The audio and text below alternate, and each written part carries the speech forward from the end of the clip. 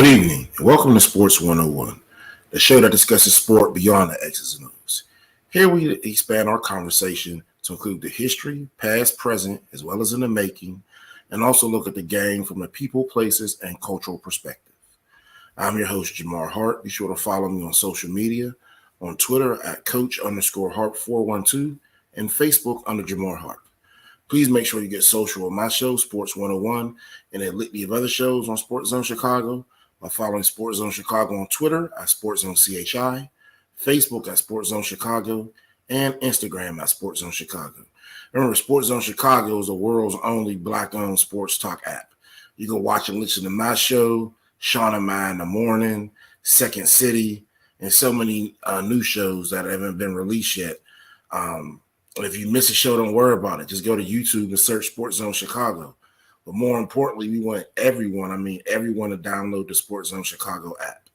The SportsZone Chicago app can be found in the iTunes, Google Play, and Amazon stores. Now I'd like to talk about this week's episode. And what we're going to discuss is the National Women's Soccer League, a culture and gender case study. So what do I mean by that? So currently, the men's national team is gearing up for qualifying for the 2022 World Cup. There's a big game tomorrow against Jamaica on ESPN2. Please, everyone, check that out. And there's so many other men's national teams throughout Europe, CONMEBOL in South America, African qualifying. All the men's teams are working through that. However, there's a lot of disturbance. If you're a Star Wars fan, they will say in the force in regards to professional women's soccer here in America. So this first picture right here, or these first two pictures, are of Q2 Stadium. Q2 Stadium is the latest soccer-specific stadium built in the United States and is home to the 2021 expansion franchise. Austin FC, along with their co-owner, or minority co-owner, Matthew McConaughey, as you can see right here. The first match ever held in Q2 Stadium was between the United States women's national team and the Jamaican women's national team last June, with the U.S. coming out with a 2-0 victory. Again, the U.S. has a lot of great success in international soccer, but we're trying to improve the domestic professional game here. Recently, if you've been watching the news last week, there's been a lot of scandal in the National Women's Soccer League, and it's including the league commissioner who resigned last Friday. Also right here, we have Washington Spirit CEO and former head coach, majority owner Steve Baldwin resigning yesterday. North Carolina Courage head coach, and they were the champions last year of the National Women's Soccer League. Paul Riley, he was fired on Thursday. And then to round out all the scandal last week, we have league commissioner Lisa Bard. She resigned last week, and 5 games were canceled. As the legal representative for the National Women's Soccer League also resigned as well. And again, you can see right there, that's a lot of hiring and firing, wheeling and dealing, shaking and baking in 1 week. So why is all this happening? Well, let's talk about the structure of women's soccer in the United States first. The National Women's Soccer League is a professional women's soccer league at the top of the United States professional soccer pyramid. Beneath them, you have 2 Division II teams, or let's use baseball for an analogy, AAA. So you have the Women's Premier Soccer League, and they have over 100 clubs and 15 different conferences. And then your other Division II league will be the United Women's Soccer League. That has 22 teams and 3 conferences. So on the tertiary level of this pyramid, you have the United States Adult Soccer Association, which is in 55 state associations and 4 regions. The National Women's Soccer League was owned by the teams initially up until 2020, and there was a management contract with the United States Soccer Federation to augment funds into the league because, again, their pay scale was drastically different than their male counterparts, and we'll get to that shortly. The National Women's Soccer League was established in 2012 as a successor to the Women's Professional Soccer League, which operated from 2007 to 2012. That league was a successor to the Women's United Soccer Association that only lasted 2 years from 2001 to 2003. The league began play in 2013 with 8 teams. 4 of the teams were members of the Women's Professional Soccer Association. That's the Boston Breakers, the Chicago Red Stars, the Sky Blue FC, and Western New York Flash. Currently, the National Women's Soccer League has 10 teams across the United States, and the 2019 champion was the North Carolina Courage. Their season typically runs from April to November, with each team scheduled for around 24 regular season games, 12 home and 12 away. At the end of this regular season, the team with the highest points is awarded the National Women's Soccer League Shield, or the regular season champion. After women's professional soccer officially folded that league in 2012, the United States Soccer Federation announced a roundtable for discussion for the future of women's professional soccer in the United States. They looked at this because the United States women's national team was having great success, but yet there was no domestic league here in the United States. And they wanted some of the top women to stay instead of going to Europe, South America, or work another job in the offseason. If we look at this picture right here, this is a picture of the last World Cup that was won in 2019. The United States women's national team is the most successful in international women's soccer, winning 4 women's World Cup titles. They won in 91, 99, 2015, and 2019. They have 4 Olympic gold medals. That's 96, 04, 08, and 2012, and 8 CONCACAF Gold Cups. So again, if you're not a soccer fan, CONCACAF is the Confederation of Caribbean and Central American football, or North American football. And it consists of Canada, United States, Mexico, Costa Rica, Latin America that is closer to the United States. The region is trying to get better on the men's side, but again, on the women's side, the United States own the region. In November 2012, after this meeting, it was announced that there would be 8 teams in a new women's professional soccer league that have yet to be named at the time. And what they want to do is their goal for longevity was to keep national team players subsidized by U.S. Soccer. So that means U.S. Soccer will pay their salaries. And they initially had a articulation agreement between United States Soccer Federation, the Canadian Soccer Federation, and the Mexican Football Federation.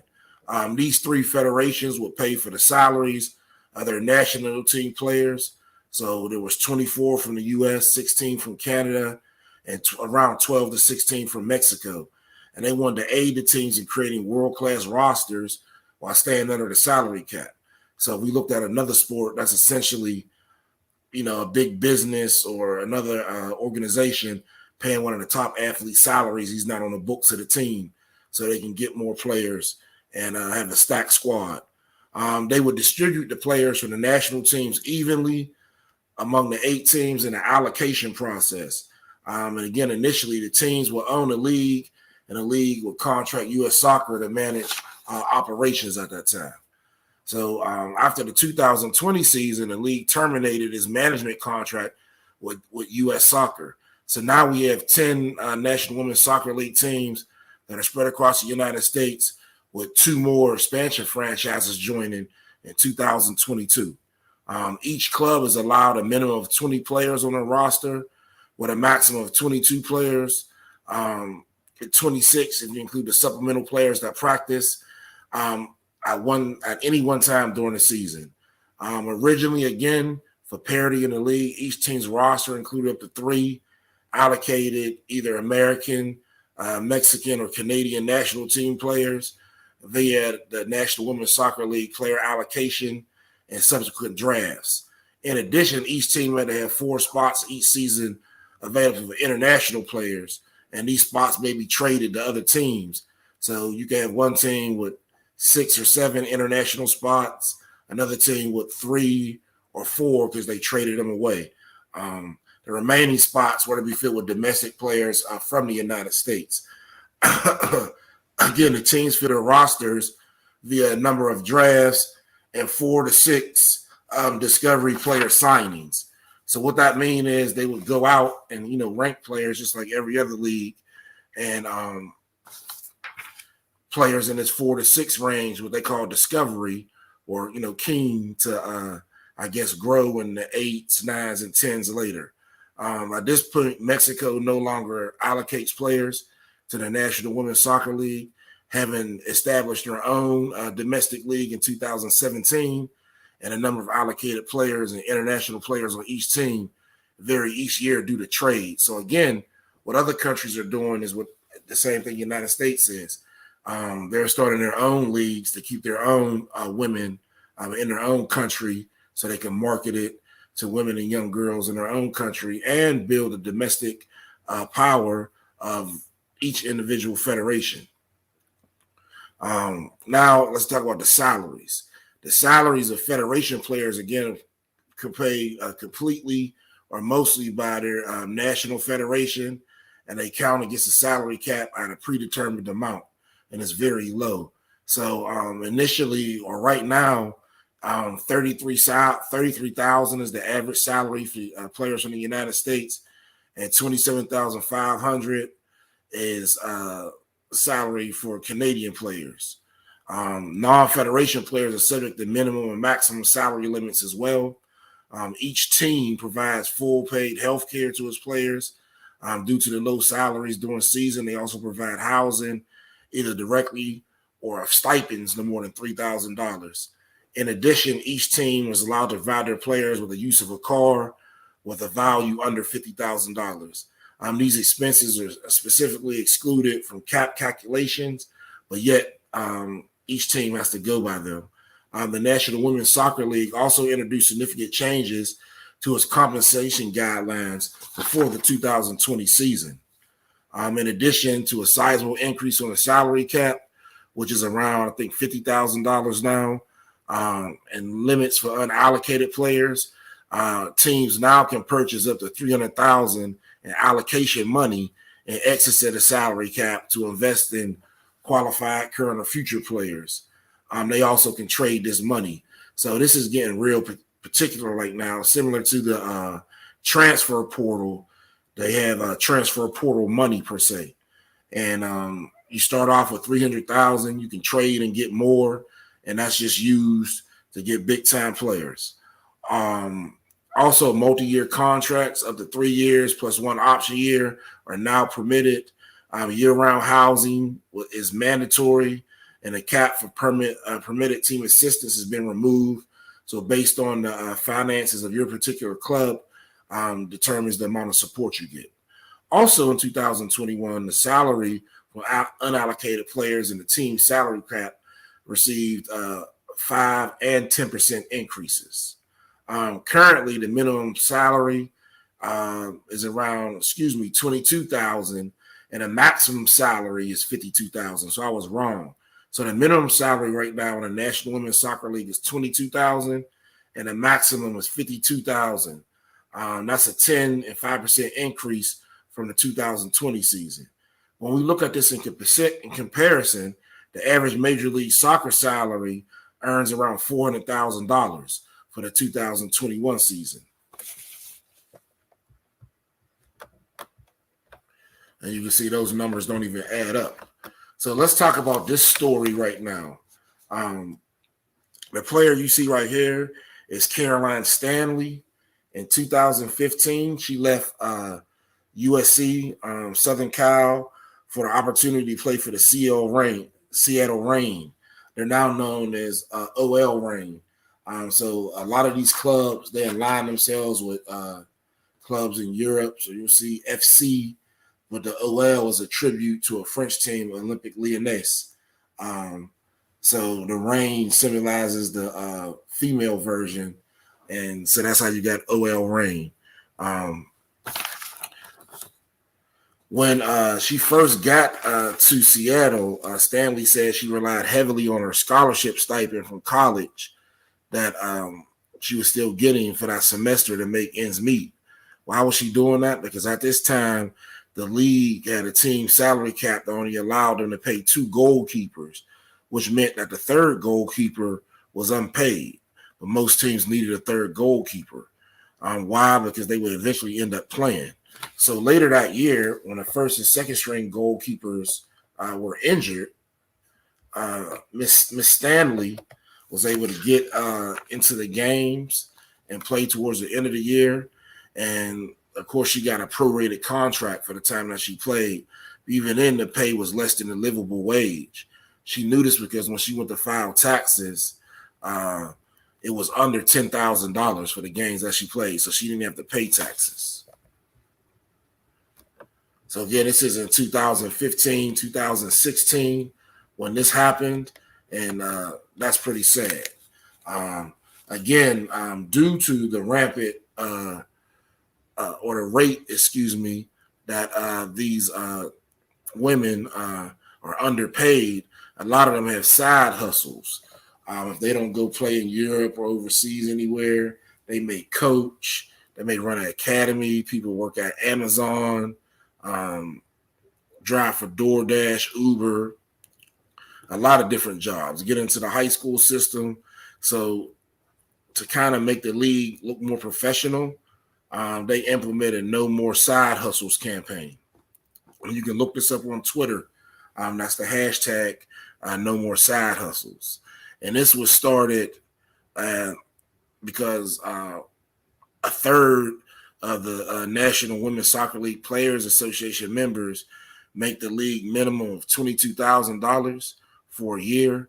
So if they're doing this for, 6 to 8 months, then afterwards they have to keep their bodies in shape and, physically trained so they continue to do that. It's hard to go just to a regular job that quick. So a lot of them have side hustles. Approximately 75% of the whole league makes $31,000 or less. So you'll see the top players from like Brazil, Mexico, United States, etc., make a lot of money, but the average player makes under $31,000. And this is sad because the National Women's Soccer League is in its 9th season. They have 10 teams, and again, 2 more coming in 2022. They said they will not wait another decade to achieve fair contracts, equal pay, and better playing conditions, which I agree with wholeheartedly.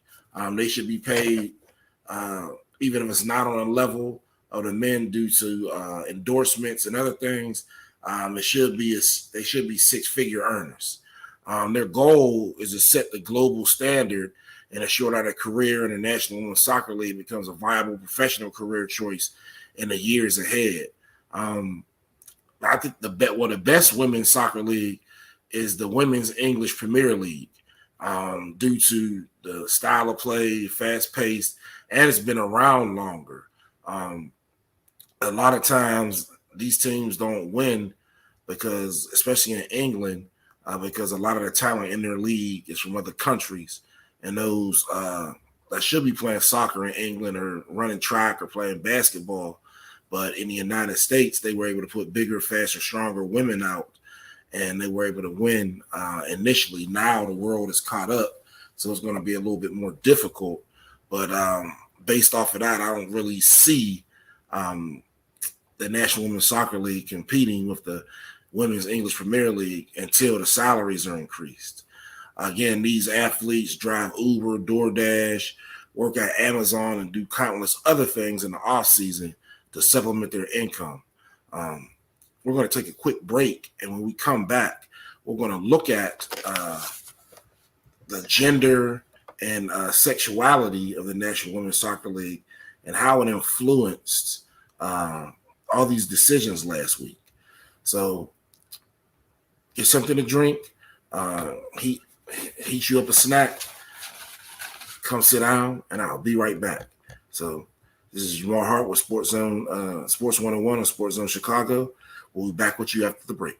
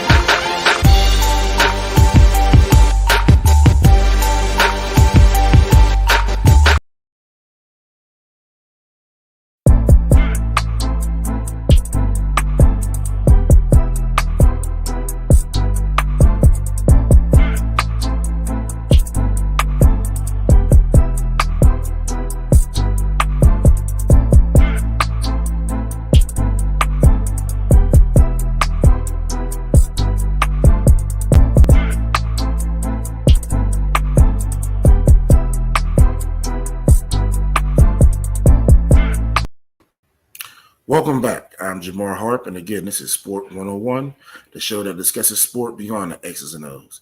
We talk about the game from a people, places, and cultural perspective, using the lens of history in the past, present, as well as in the making. Again, make sure you get social with Sports101 and the other SportsZone Chicago shows by following SportsZone Chicago on social media. SportsZone Chicago can be found on Twitter at SportsZoneCHI, Facebook at SportsZone Chicago, and Instagram at SportsZone Chicago. Subscribe to the YouTube channel, search SportsZone Chicago, but more importantly, download the SportsZone Chicago app. The SportsZone Chicago app can be found in the iTunes, Google Play, and Amazon stores. Now let's continue our discussion. Before break, we talked about the introductions of the National Women's Soccer League, pay scale, and gave a brief synopsis of everyone that was let go last week. Now let's delve into why. The first part we're going to talk about is culture and conduct. So this picture right here, this is Megan Rapinoe. Megan Rapinoe is one of the stars of the women's national team and the National Women's Soccer League.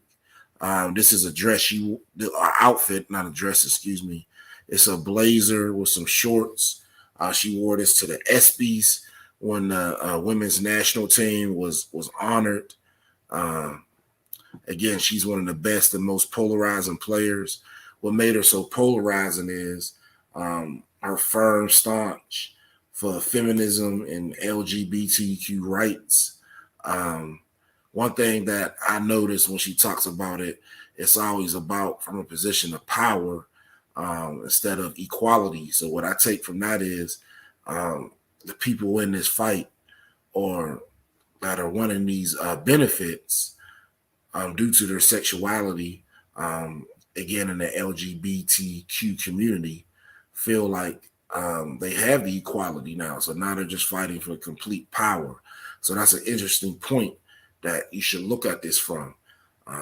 So again, she's a spokesman for the LGBT community, and within the presence of the National Women's Soccer League, along with the United States Women's National Team, that community is growing stronger and stronger.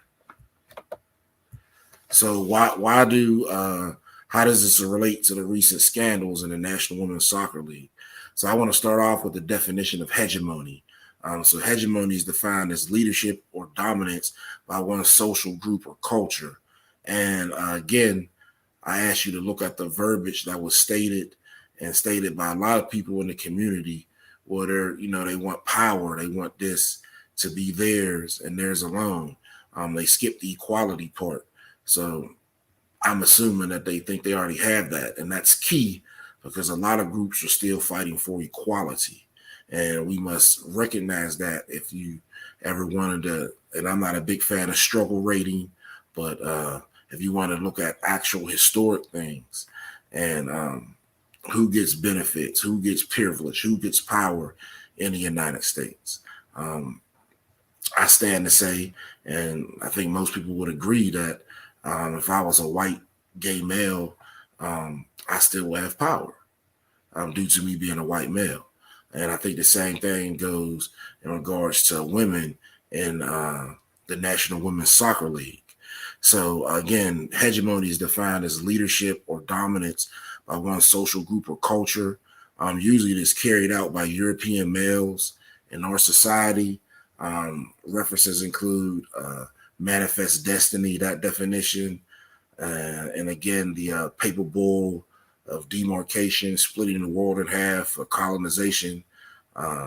Those would be examples, of hegemony, one group deciding that they're better based off of a so-called religious text and using that to give you the reason to act out your actions. So there's just different ways to look at that.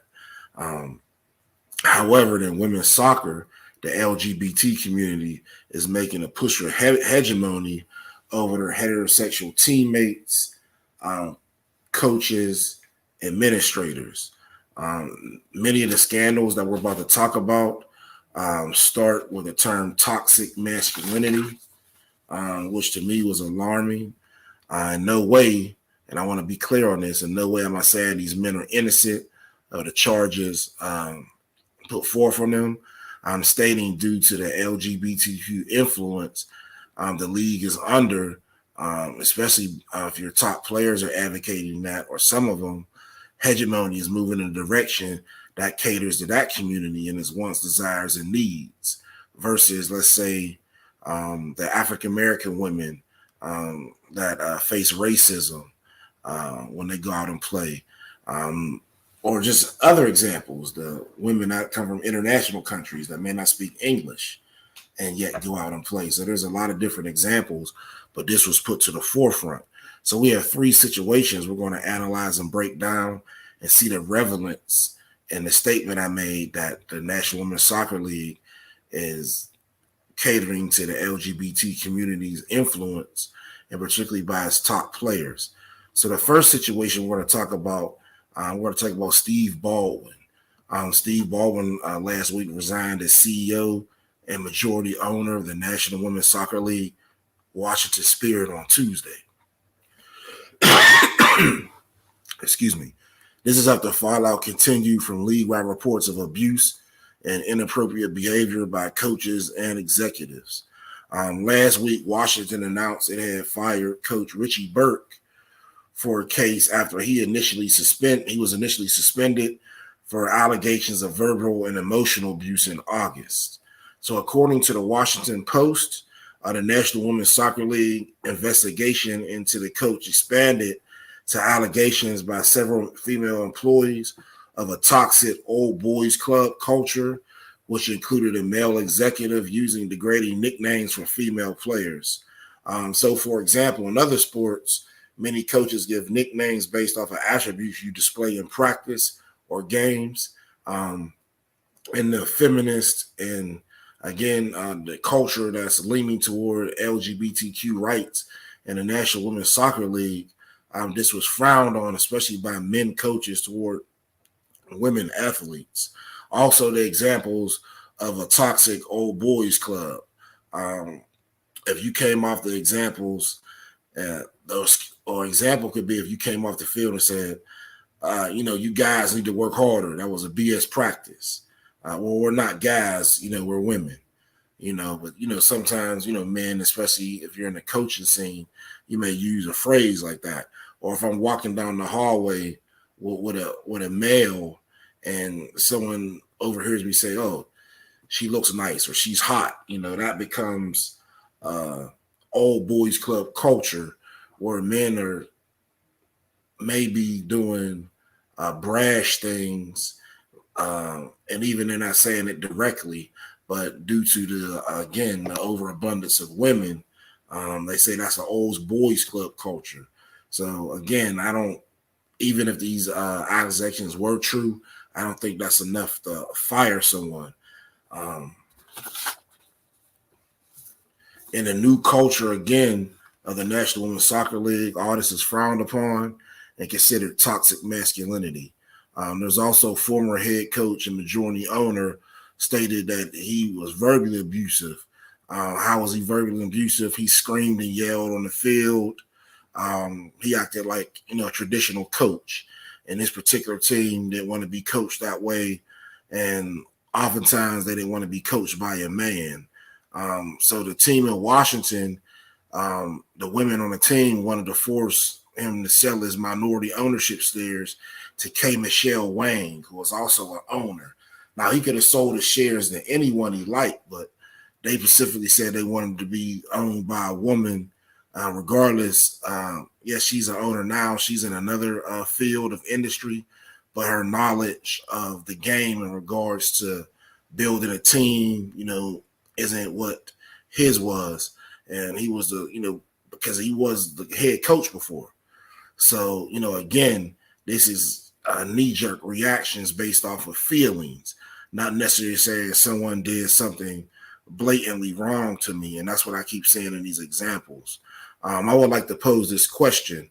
Will this predominantly female with no pushing of players work in professional sports? So if I had a predominantly female team or organization and none of the coach pushed them hard or yelled, like they said the male coach did at practice, he would just yell and scream and he would say their names and you got to do this, you got to do that. That's BS. That was verbally abusive to them. And again, these were the reason there was such a traction last week is because these accusations were made a few years ago and they were looked at by the league, and the women said nothing was done, but the league stated that they found no cause to discipline anyone.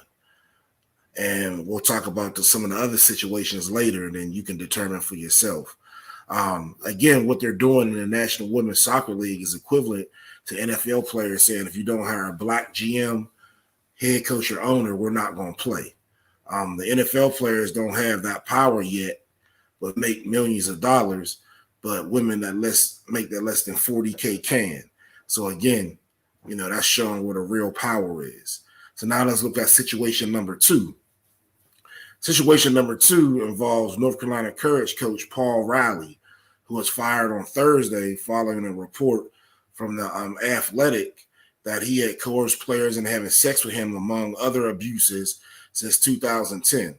So before we get into that, I just want to talk about within the league, it's common for players to have a relationship with players on their team and other teams and get married. It's also common for players to have relationships with coaches and date and get married, and executives. Again, keeping everything within the soccer community. And they said this has been going on since 2010.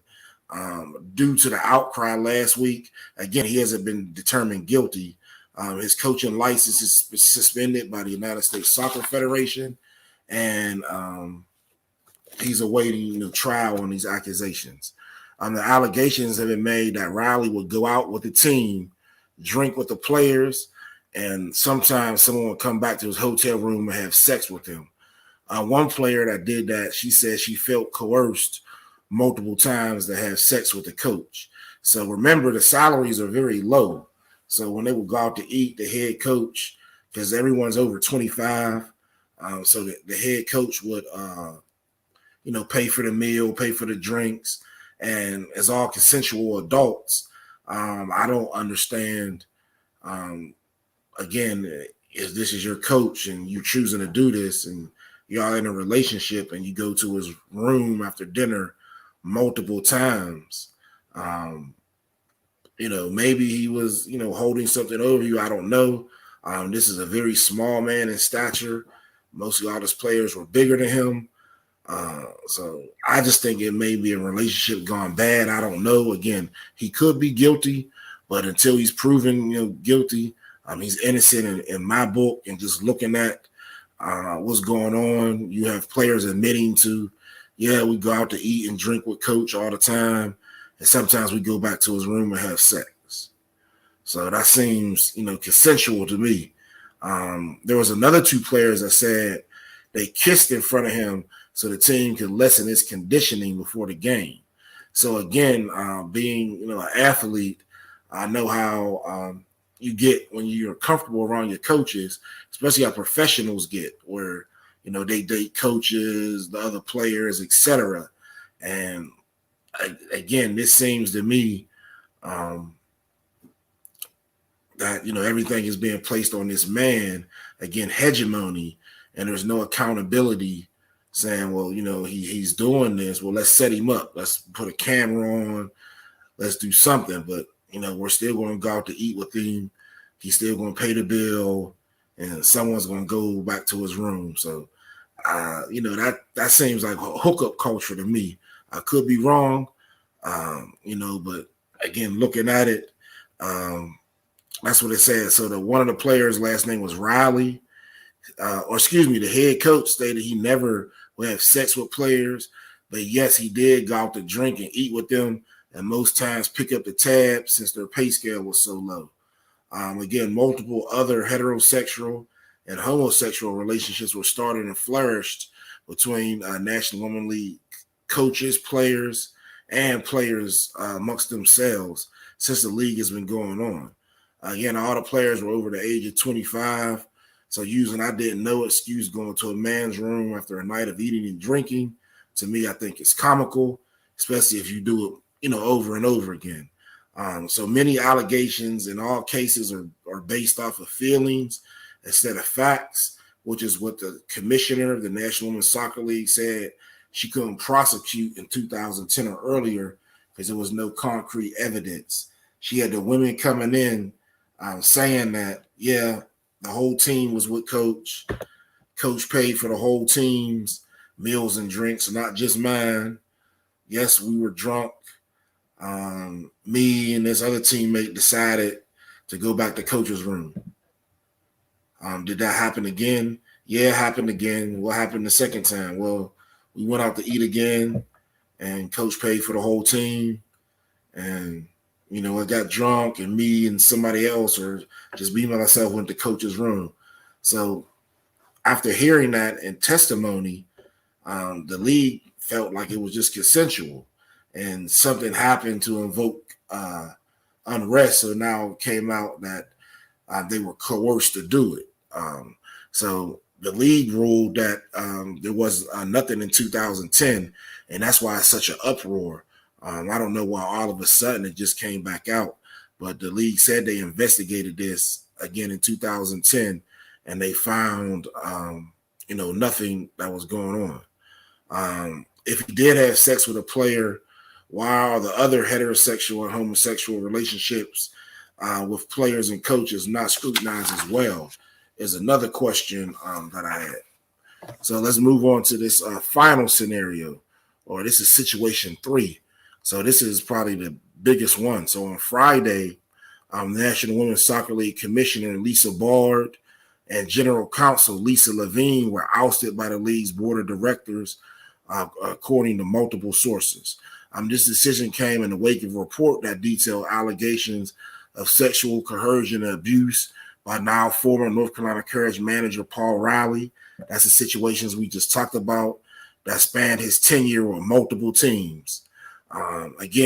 Athletes and female coaches go through the National Women's Soccer League dating multiple players and coaches.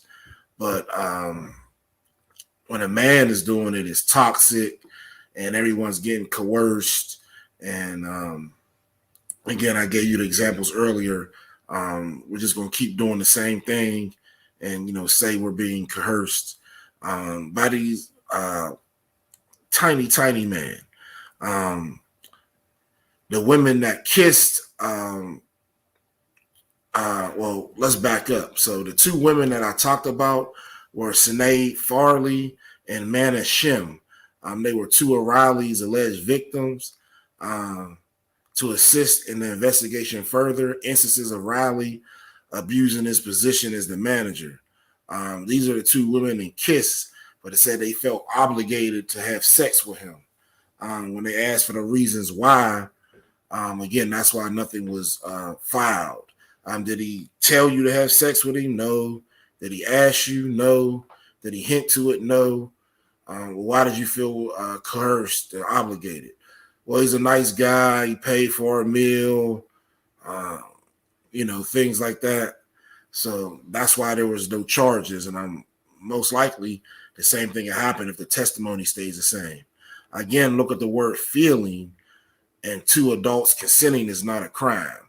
So in these charges or accusations, I felt coerced. I felt that with the man never saying intentionally or on the sidebar that you want to do this, no slick comments.